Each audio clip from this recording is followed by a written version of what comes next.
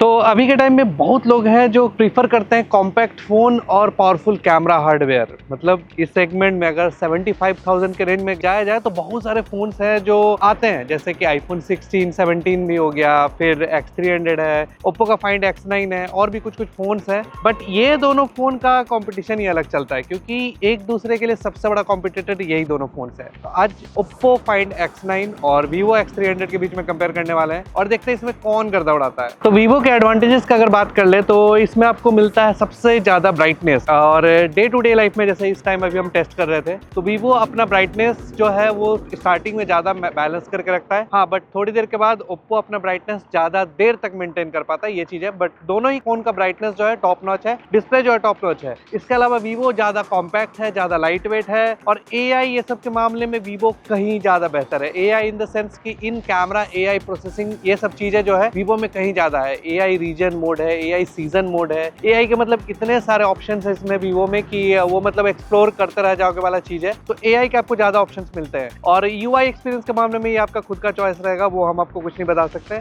लेकिन फ्लैश और temperature control इन सब चीजों में अगर देखा जाए तो Vivo थोड़ा सा बेहतर लगा। इवन Oppo का भी ऐसा नहीं है कि बुरा है, लेकिन हाँ, Vivo इसमें थोड़ा सा बेहतर एक्सपोजर हैंडलिंग ये सब निकाल के देता है, ज्यादा अच्छा नॉइस रिडक्शन वगैरह, ज्यादा अच्छा से एक्सपोजर वगैरह को हैंडल करता है। इसके अलावा Vivo में आपको 4K 60 FPS पोर्ट्रेट मोड मिलता है, जो कि आपको Oppo में नहीं मिलेगा। वहां पे आपको 4K 30 FPS तक मिलता है। फिल्टर्स के मामले में भी अगर बात करें तो Vivo कहीं ज्यादा आगे है। इवन अगर आप पोर्ट्रेट फिल्टर्स का बात कर लोगे, चाहे नाइट मोड फिल्टर्स का बात कर लोगे, तो Vivo में कहीं ज्यादा फिल्टर्स वगैरह मिलता है एक्सप्लोर करने के लिए। Vivo के साथ जाइस का कोलैबोरेशन है, तो आप Vivo में बोके को भी कंट्रोल कर सकते हो, जो कि आपको Oppo में नहीं मिलता है, बोके वगैरह कंट्रोल करने का ऑप्शन। तो Vivo जो है इन सब चीजों में कहीं ज्यादा बेहतर है कंपेयर टू Oppo, क्योंकि इसमें आपको जाइस के डिफरेंट कलर प्रोफाइल्स हैं, आपको कैसा फोटोज लेना है। यहाँ पे आप दो फोटो भी देख सकते हो कि नॉर्मल मोड है और कलरफुल मोड है। तो हम लोग डिफॉल्ट कलर सेटिंग में फोटोज वगैरह क्लिक करेंगे और देखेंगे कि किसमें क्या कैसा रिजल्ट आता है। Vivo में हम लोग टेलीफोटो लेंस भी यूज कर सकते हैं। Oppo के Find X9 Pro में ये फीचर था कि आप लेंस वगैरह यूज कर सकते थे, इसमें हमको कुछ ऐसा ऑप्शन नहीं मिला है। तो आप यहाँ पे लेंसेज वगैरह भी यूज करना है तो आपके लिए Vivo बेटर ऑप्शन है। तो अब बात कर लेते हैं Oppo के एडवांटेजेस का। सबसे पहला एडवांटेज Oppo के साथ ये है कि इसमें आपको बड़ा बैटरी मिल जाता है कंपेयर करेंगे अगर Vivo से। 7 mAh का बैटरी, और कहीं डे टू डे लाइफ में हम लोगों ने टेस्ट में ये देखा था कि Oppo का बैटरी बैकअप जो है ज्यादा बढ़िया चलता है। कैमरा में अगर लॉग का बात करें तो दोनों में ही लॉग मिल जाता है, लेकिन Oppo का लॉग जो है वो सर्टिफाइड है, तो ज्यादा बेटर आप लॉग उसमें कलर ग्रेडिंग वगैरह कर सकते हो। बट ऐसा रियल लाइफ में कोई ज्यादा फर्क नहीं पड़ेगा, बट हाँ, थोड़ा सा मार्जिन के साथ आप बोल सकते हो। 4K 60 FPS में हायर स्टेबलाइजेशन का भी ऑप्शन है, जो कि आपको Vivo में 2.8K में मिलता है। और हाँ, अल्ट्रा वाइड वगैरह अगर आपको इंस्टाग्राम में यूज करना है तो वो Oppo में ही मिलेगा। आपको Vivo में अल्ट्रा वाइड टेलीफोटो का सपोर्ट नहीं मिलता है इंस्टाग्राम वगैरह पे, तो ये एक बहुत बड़ा एडवांटेज हो जाता है जिनको इंस्टाग्राम कैमरास वगैरह यूज करना है। वैसे कॉमन अगर बोला जाए कि दोनों ही फोन में क्या क्या एडिशनल फीचर्स हैं, जैसे IP68, 69 दोनों में ही मिल जाता है।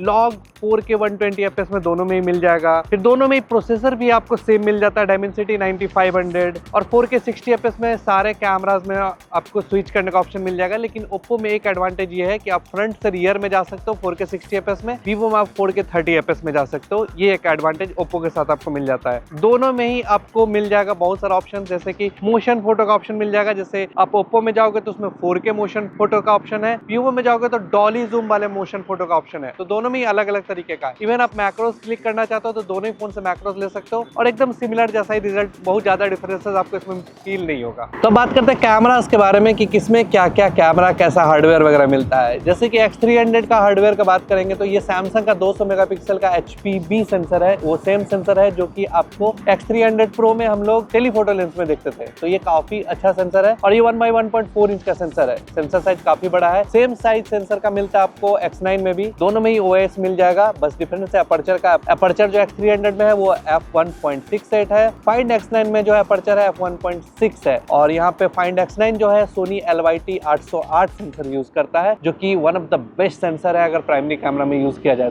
तो फोटोज का सबसे पहले अगर बात करेंगे कलर्स का, तो यहाँ पे कलर्स में आप जाइस मोड यूज करो Vivo का, सेम कलर्स मिलेगा। लेकिन डिटेल्स जो है डे टाइम के फोटोज में वो हम लोग को ओप्पो का थोड़ा बेटर फील हुआ है। कलर रेंडरिंग में आप देख सकते हो स्काई वगैरह ब्लू वगैरह वीवो में थोड़ा ज़्यादा होता है, तो ये विविड मोड है तो उसमें आएगा ही वैसा, बट यही मोड बाय डिफ़ॉल्ट है तो उसी में हम लोगों ने फ़ोटोज़ जितना भी क्लिक किया था। ओप्पो जो है काफ़ी नेचुरल और डिटेल्स के साथ फ़ोटोज़ निकलता है। यहाँ पे भी अगर हम क्रॉप करके दिखाएं शैडोज़ वाले एरिया में, तो ओप्पो का डिटेल्स जो है वो कहीं ना कहीं शैडोज़ में बेहतर भी है, ज़्यादा बेटर है। वीवो थोड़ा सा कॉन्ट्रास्टी फ़ोटो ज़्यादा रखता है, तो किसी किसी को वो पसंद आएगा, लेकिन ओप्पो जो है वो ऐसा पर्पस से फ़ोटोज़ लगता है कि आप उसको एडिट कर सकते हो। तो ये डे टाइम का सिनेरियो है। और अगर स्किन टोन का बात करें, इस जगह भी ओप्पो जो है ज़्यादा बेटर सब कुछ हैंडल करता है। अगर इस फोटो में हम क्रॉप करके दिखाएं तो नेचुरली ओप्पो जो है ज़्यादा बेहतर है, हेयर्स का डिटेल्स, और वीवो थोड़ा कॉन्ट्रास्ट ज़्यादा करता है अगेन, तो इसकी वजह से थोड़ा सा इशू होता है वीवो में। बट लो लाइट में आप जैसे ही जाते हो तो इस जगह पे लो लाइट का किंग जो है वो अपना परफॉर्मेंस देना ही स्टार्ट कर देता है। तो आपको लो लाइट में अगर क्रॉप करके दिखाएं देन यहाँ पे वीवो जो है बेहतर है, शार्पनेस ज़्यादा देगा, डिटेल्स बढ़िया देगा, नॉइस रिडक्शन भी बेहतर हैंडल करता है।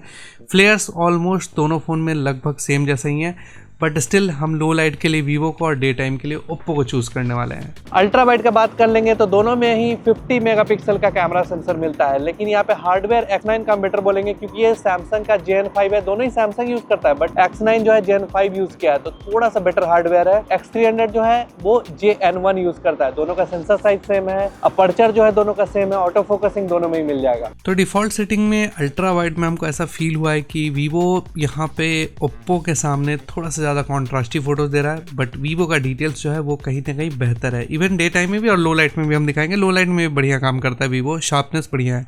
बट कलर्स जो है हम यहाँ पे बोलेंगे कि ओप्पो का ही ज़्यादा बेटर है, ज़्यादा अच्छे तरीके से बैलेंस करता है। वीवो को आई गेस जाइस मोड जो है, नेचुरल मोड जो है बाय डिफ़ॉल्ट कर देना चाहिए, क्योंकि बहुत सारे लोग इस मोड का भी रिकमेंड करते हैं, हम लोगों ने स्टार्टिंग में बताया है। अब लेकिन जाइस मोड में फ़ोटोज़ लोगे तो ये X9 के लगभग जैसा फ़ोटोज़ निकाल लेता है, बट डिफ़ॉल्ट सेटिंग में यही है। यहाँ पे अगर देखोगे तो कलर्स देखो, स्किन का कलर जो है वो ओप्पो ज़्यादा बेहतर हैंडल किया है, और इवन अगर यहाँ पे हाईलाइट्स को भी देखें तो ओप्पो थोड़ा बेटर हैंडल किया है। तो दोनों का ही अलग अलग सिनेरियो में अलग अलग तरीके का परफॉर्मेंस रहा है। हम कलर्स के लिए डेफिनेटली ओप्पो को चूज़ करेंगे, डिटेल्स के लिए आप वीवो को चूज़ कर सकते हो, और लो लाइट में भी अगर आपको शॉट लेना है तो वीवो में ब्लू स्काई थोड़ा ज़्यादा फील होता है, थोड़ा ज़्यादा उसमें दिखता है। ओप्पो थोड़ा नेचुरल रखेगा, बट डिटेल्स अगेन यहाँ पे भी आपको वीवो में ज़्यादा बेहतर मिलेगा। आप बताओ कमेंट करके आपको क्या लगता है, मतलब वीवो को क्या जाइस मोड को बाय डिफ़ॉल्ट कर देना चाहिए, क्योंकि बहुतों को वो मोड ज़्यादा पसंद आता है, ज़्यादा नेचुरल फोटोज़ पसंद आता है।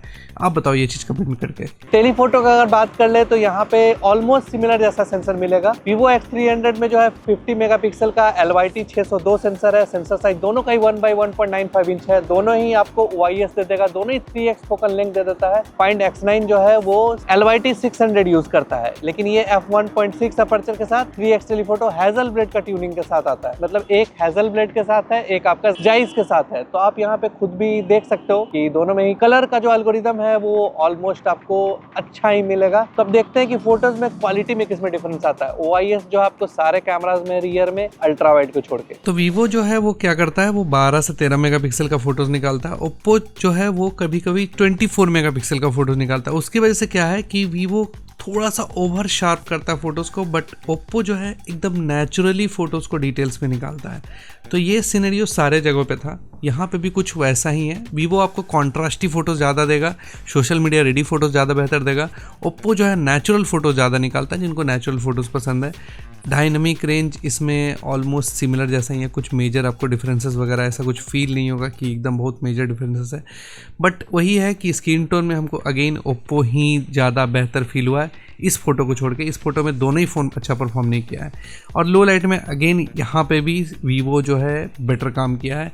ऑलमोस्ट सारे सिनेरियो में हम लोग को ऐसा फील हुआ है कि वीवो जो है वो बेहतर काम करता है लो लाइट वाले सिनेरियो में। तो आप लो लाइट के लिए ऑलमोस्ट सारे जगहों पे वीवो को प्रीफर कर सकते हो, बट ओप्पो जो है नेचुरल चीज़ों को रखने के लिए बेटर है। पोर्ट्रेट मोड का बात करेंगे तो यहाँ पे वीवो में काफी सारे फिल्टर्स है, पहले ही बताए। फिर आपको बोके कंट्रोल भी मिल जाता है, बोके बैकग्राउंड का जो ब्लर है वो कंट्रोल कर सकते हो। फिल्टर्स बहुत सारे, एआई के बहुत सारे ऑप्शंस मिल जाते हैं। लेकिन फोकल लेंथ की अगर बात करेंगे तो वीवो में 23mm, 35mm, 50mm, 85 and 100mm का फोकल लेंथ मिलता है। फाइंड X9 में जो टॉगल्स जो मिलेगा वो 1x, 2x एंड 3x है। वैसे आप डिजिटली कहीं पे भी जा सकते हो, लेकिन टॉगल्स आपको इतना ही मिलता है। तो फोकल लेंथ और फीचर्स इन सब मामले में थोड़ा X300 जो है बेटर है। तो पोर्ट्रेट मोड में भी कलर्स का कुछ वही सीन रहा, बट यहाँ पे कुछ जगह डिफरेंसेस है, वो आगे दिखाते हैं। सबसे मेन चीज़ लगा वीवो थोड़ा सा कभी कभी बहुत ज़्यादा ब्राइट कर दे रहा है, मतलब कभी कभी थोड़ा बहुत ब्राइट कर दे रहा है, और ओप्पो इस चीज़ को नेचुरली ब्लेंड करता है। बट दोनों ही फ़ोन ब्यूटिफिकेशन आपको करके देंगे। अगेंस्ट द लाइट वाले सिनेरियो में ओप्पो जो है बैलेंस तरीके से सब कुछ कर रहा था, वीवो कॉन्ट्रास्टी फोटोज दे रहा था, लेकिन वीवो का यहाँ पे एज सिलेक्शन थोड़ा सा बेटर है। अगर आप हेयर्स को नोटिस करोगे तो यहाँ पे क्लियरली ये चीज़ आपको फील हो जाएगा। लो लाइट वाले सिनेरियो में भी आप मतलब ये चीज़ बोल सकते हो, कॉन्ट्रास्ट होने की वजह से वीवो थोड़ा सोशल मीडिया रेडी है और ओप्पो जो है थोड़ा बैलेंस रखने का कोशिश कर रहा है। बट ब्यूटिफिकेशन यहाँ पे भी आपको थोड़ा ज़्यादा फील होगा दोनों ही सिचुएशन में। अगर 2x पे डिजिटली भी जाते हैं तो यहाँ पे एक दो जगह हमको फील हुआ है कि आपको ओप्पो का कलर रेंडरिंग जो है बेहतर है कंपेयर टू वीवो, बस इस फोटो को छोड़ के। तो टेलीफोटो में वीवो 85mm पे शॉट्स लेता है एंड ओप्पो जो है वो 73mm पे शॉट्स लेगा। और यहाँ पे भी कलर्स वैसा ही है, कलर्स डेफिनेटली ओप्पो का बेटर है, कॉन्ट्रास्ट लेवल बेटर है। वीवो थोड़ा सोशल मीडिया रेडी फोटोज़ निकालता है, कॉन्ट्रास्टी फोटोज़ निकालता है। डायनेमिक रेंज हमको वीवो का थोड़ा बेहतर फील हुआ। कभी कभी ओप्पो वाच्ड आउट जैसा फील हो रहा था, लेकिन ओप्पो इस चीज़ को बैलेंस नहीं कर पा रहा था और वीवो बैलेंस कर रहा था। यहाँ पे भी एज सिलेक्शन कुछ वैसा ही है, डिटेल्स वैसा ही है जैसा प्राइमरी कैमरा बता। मतलब पोर्ट्रेट मोड में ऑलमोस्ट सारे जगहों पे सिर्फ कलर को अगर इग्नोर कर देना तो आपको वीवो बेहतर है। बट लो लाइट में कभी कभी ओप्पो भी बेहतर डिटेल्स निकाल देता है, शैडोज़ को अच्छे तरीके से बैलेंस करता है। और दोनों ही 85mm पे ओप्पो मैक्सिमम जा सकता है और 100mm पे वीवो जा सकता है। अगर डिजिटल जूम का बात करें तो मैक्सिमम जूम का अगर बात करें तो वीवो 100x देगा। फाइंड X9 जो है 120x का डिजिटल जूम देता है। दोनों में ही AI जूमिंग का ऑप्शन है, तो देखते हैं फोटोज कैसा आता है। तो 10x पे अगर शॉट्स देखोगे तो यहाँ पे हम यही बोलेंगे कि आपके लिए वीवो बेहतर है, क्योंकि कॉन्ट्रास्ट होने की वजह से थोड़ा सा ये एक्सपोजर को बैलेंस अच्छे तरीके से कर रहा है और डिटेल्स को भी बेटर तरीके से मैनेज कर रहा है। बट ओप्पो का कलर्स अच्छा है, बट डिटेल्स जो है अगेन हम बोलेंगे यहाँ पे पत्ता वत्ता देखोगे तो क्लियरली आपको फील होगा कि वीवो बेहतर काम कर रहा है। ये 30x का शॉट्स है, पिछला 10x का शॉट था। इस जगह पे थोड़ा मिक्स रिजल्ट मिला है 30x पे जाने के बाद। यहाँ पे ओप्पो भी अच्छा है, बट स्टिल वीवो जो है बेहतर डिटेल्स निकाल के देता है। अगर ब्रिज का स्ट्रक्चर देखोगे तो 60x पे भी सेम सिचुएशन था। यहाँ पे ज़्यादा बेहतर तरीके से AI और स्किन टोन वो बैलेंस कर पाता है वीवो। ओप्पो यहाँ पे थोड़ा सा पीछे रह जाता है। फ्रंट कैमरा का अगर बात कर ले तो यहाँ पे वीवो X300 जो है 50 मेगापिक्सल का सैमसंग का JN1 सेंसर देता है और f2.0 अपर्चर के साथ। वही फाइंड X9 जो है 32 मेगापिक्सल का सैमसंग का SK JN5 सेंसर देगा f2.0 अपर्चर के साथ। दोनों का ही सेंसर साइज जो 1/2.76 इंच है, तो दोनों ही सेम लगभग हार्डवेयर है। तो फ्रंट कैमरा एक ऐसा जगह था जहाँ पे हमको कलर्स को छोड़ के और कुछ मेजर ऐसा डिफरेंस फील नहीं हुआ। वीवो अगेन कॉन्ट्रास्टी है एंड ओप्पो जो है अगेन थोड़ा फ्लैट फोटोज देता है। ब्यूटिफिकेशन दोनों में ही भर भर के मिलेगा। ओप्पो कभी कभी थोड़ा ज़्यादा ब्यूटीफाई कर देता है। यहाँ पे वीवो का थोड़ा सा हमको बेटर लगा कुछ सिनेरियो में, बट ये आप खुद भी चूज़ करो कि आपको कैसा सेल्फीज पसंद है, क्योंकि हर किसी का सेल्फी का चॉइस ना एकदम अलग होता है। डायनेमिक रेंज दोनों फ़ोन बहुत अच्छे से हैंडल करता है, कोई भी इसमें आपको कंसर्न वगैरह ऐसा कुछ नहीं होने वाला है। इवन हम लोगों ने जो लो लाइट का शॉट लिया था ना, उसमें भी अगर आप देखोगे तो बहुत मेजर कोई डिफरेंस नहीं लगेगा, क्योंकि नीचे से अगर लोगो हटा दिया जाए तो दोनों में से कोई भी फ़ोन बता नहीं पाएगा इंसान कि कौन से फ़ोन से लिया गया है। ओप्पो वीवो दोनों सेम ही यहाँ पे फील होगा, तो ये आप खुद से भी चूज़ कर सकते हो यहाँ पे। तो फ्रंट पोर्ट्रेट में बस आपको थोड़ा बहुत डिफरेंस जो फील होगा, क्योंकि वीवो जो है डेप्थ ऐड करता है फोटोज़ में, तो वो थोड़ा ज़्यादा नेचुरल फील होता है। ओप्पो थोड़ा फ्लैट बैकग्राउंड ब्लर करता है, तो वो थोड़ा सा आपको फील होगा कि यहाँ पे एज सिलेक्शन जो है वो थोड़ा सा वीवो का एक दो जगह गड़बड़ हुआ है, बट ऐसा हमेशा नहीं होता है, वही सेम सिनेरियो रहता है। तो लो लाइट में भी कुछ वैसा ही फोटोज़ था जैसा आपको हर जगह मिल रहा है, मतलब दोनों ही लगभग सिमिलर है। तो 4K 120 FPS पे दोनों ही फ़ोन बहुत अच्छा स्टेबलाइजेशन आपको प्रोवाइड कर देता है। यहाँ पे OIS CIS दोनों काम करता है, बट 120 FPS पे अगर बात करें तो एक्सपोजर हैंडलिंग थोड़ा सा वीवो का बढ़िया है, लेकिन स्क्रीन टोन जो है ओप्पो का। अगर 4K 60 FPS अल्ट्रा वाइड का बात करें तो यहाँ पे थोड़ा सा वीवो क्रॉप ज़्यादा करता है, इसी वजह से स्टेबलाइजेशन भी आपको बढ़िया मिलेगा। और अगेंस्ट द लाइट अगर आप शॉट देखोगे तो ये दोनों ही फ़ोन लगभग सिमिलर, जैसा यहाँ पे अल्ट्रा वाइड में काम किया है। ओप्पो थोड़ा सा शैडोज़ को बेटर हैंडल करता है। और अगर धूप में स्किन टोन का बात करोगे तो ओप्पो थोड़ा सा ग्रीन टोन में चला गया, वीवो थोड़ा सा नेचुरल है। और अगर हम लोग 1X पे बात करें तो 1X पे भी सेम वैसा ही है। कलर साइंस थोड़ा सा ओप्पो का यहाँ पे बेहतर मिलेगा। वीवो कॉन्ट्रास्टी और डिटेल्स वाला जो वीडियो है वो निकाल के देता है। यहाँ पे थोड़ा सा वॉच्ड आउट फील हुआ ओप्पो, बट डिटेल्स जो है डेफिनेटली वीवो में आपको इस जगह पे बेहतर मिलता है। अगर आप स्क्रीन पे डिटेल्स वगैरह देखोगे तो वो डेफिनेटली आपको वीवो का बेहतर फील होगा। और अगर धूप में शॉट लिया जाए, फेस पे डायरेक्ट धूप आ रहा हो, तो इस सिनेरियो में भी वही थोड़ा सा ग्रीन टोन ओप्पो में ज़्यादा है। और वीवो कॉन्ट्रास्टी वीडियोस की वजह से थोड़ा सा नेचुरल ज़्यादा मतलब फील करवा रहा है बहुतों को। मतलब दोनों ही अपने अपने जगह बेस्ट है, ऐसा कुछ नहीं है। और अगर 3X पे बात की जाए 4K 60 FPS पे, यहाँ पे ओप्पो थोड़ा सा वाइटिस वीडियो, ब्राइट वीडियो देने का कोशिश करता है, और वीवो कॉन्ट्रास्टी अगेन इस जगह पे भी। बट दोनों का ही क्वालिटी बहुत डिसेंट है, मतलब दोनों फ़ोन बहुत पहले से इंप्रूवमेंट किया, ये हम बोल सकते हैं। तो यहाँ पे अगेंस्ट द लाइट देखो, ओप्पो जो है 4K 60 FPS प्राइमरी पे थोड़ा सा वॉच्ड आउट है। तो दोनों ही फ़ोन अच्छा है, काम किया है। दोनों में से कोई भी फ़ोन ऐसा नहीं बोलेंगे कि बेस्ट वाला चीज़ है। वीवो थोड़ा सा कॉन्ट्रास्ट को बेटर हैंडल किया है, तो शैडोज़ को अच्छे तरीके से हैंडल किया है, इवन हाईलाइट को भी। तो इस सिनेरियो में वीवो भी अच्छा है, ओप्पो भी बढ़िया है। लेकिन स्विचिंग में देखना, वीवो में एक ब्राइटनेस वाला जर्क फील होगा। वो जो जर्क फील हुआ अल्ट्रा वाइड पे जाने पे, वो कभी कभी फील होता है। और अगर प्रॉपर्ली कैमरा स्विचिंग आप करते हो तो दोनों ही फ़ोन में कभी कभी जर्क फील होता है। कोई भी एकदम 100% स्मूथ नहीं है। बस ये है कि ओप्पो थोड़ा स्मूथ तरीके से जाने का कोशिश करता है, Vivo fast zoom in zoom out ये करता है। 4K 60 FPS में यहाँ पे स्विचिंग अलाउड है। तो ये अल्ट्रा वाइड है, हम लोगों ने गाड़ी के अंदर से रिकॉर्ड किया था। आगे और भी सैंपल है, आपको दिखा रहे हैं। अल्ट्रा वाइड में देखोगे तो वीवो एक्सपोजर को बढ़िया से हैंडल कर रहा है, मतलब जहाँ पे थोड़ा लाइट वाइट वाला सीन है तो। और वही 1X पे भी अगर जाए तो इस जगह पे भी सेम सिनेरियो है। रोड का डिटेल जो है वीवो में ज़्यादा बेहतर तरीके से आता है। तो सिचुएशन कुछ ऐसा है कि अलग अलग टाइम पे अलग अलग फ़ोन्स परफॉर्म करेंगे, वो हम आगे भी दिखाते हैं। और अगर हम वॉकिंग शॉट लें लो लाइट में तो ये अल्ट्रा वाइड है। यहाँ पे आप देख सकते हो कि वीवो बेटर स्टेबिलिटी दे रहा है क्योंकि वो क्रॉप ज़्यादा करता है। और ओप्पो जो है वो थोड़ा सा जर्क वाला फील देगा, बट ओप्पो में जिटर भी कम है, वीवो का जिटर थोड़ा सा ज़्यादा है क्योंकि EIS काम कर रहा है। और अगर आप 1X पे जाते हो तो यहाँ पे 1X पे जाने के बाद दोनों में काफ़ी स्मूथ वीडियो हो जाएगा, बट स्टिल आपको वीवो जो है बेहतर स्टेबिलिटी जो है वो निकाल के दे देता है। और मतलब ऐसे सिनेरियो में आपको शैडोज़ में जो है वो ओप्पो ज़्यादा बेहतर तरीके से बैलेंस एक्सपोजर देता है। बट वीवो का एडवांटेज जो है 3X पे आता है, उसमें एकदम ना के बराबर जिटर और वॉबल है, जबकि ओप्पो में स्टेबलाइजेशन का वॉबल फील होगा। लेकिन ओप्पो के साथ एक बहुत बड़ा एडवांटेज है कि आप अगर एक्सट्रीम लो लाइट में जाते हो तो वो ज़्यादा बेहतर डिटेल्स को कैप्चर करता है कंपेयर टू वीवो। तो ये एक फ़ायदा हो जाता है ओप्पो के साथ कि आप एक्सट्रीम डार्क में भी जो है वो ओप्पो से बेहतर डिटेल्स निकाल सकते हो, चाहे वो वाइड एंगल हो या फिर अल्ट्रा वाइड हो। और अगर आप 3X पे जाते हो तो यहाँ पे भी आपको थोड़ा सा ज़्यादा बेहतर तरीके से AI काम करके अच्छा डिटेल्स निकाल के देगा ओप्पो में। तो पोर्ट्रेट मोड पे वीवो के साथ एडवांटेज है 4K 60 FPS का, और ओप्पो में 4K 30 FPS है। ये 1X का वीडियो आप देख रहे हो, दोनों ही फ़ोन 1X एंड टेलीफोटो दोनों में रिकॉर्ड कर सकता है। ओप्पो यहाँ पे ज़्यादा नेचुरल है, वीवो जो है ज़्यादा FPS का एडवांटेज देता है। एज सिलेक्शन में दोनों ही फ़ोन टॉप नॉच है, उसमें कोई भी कंसर्न नहीं है। हाँ, आपको वीवो में 60 FPS है तो आप उसको स्लो कर सकते हो, भले ही वो अप स्केल करके किया हुआ है।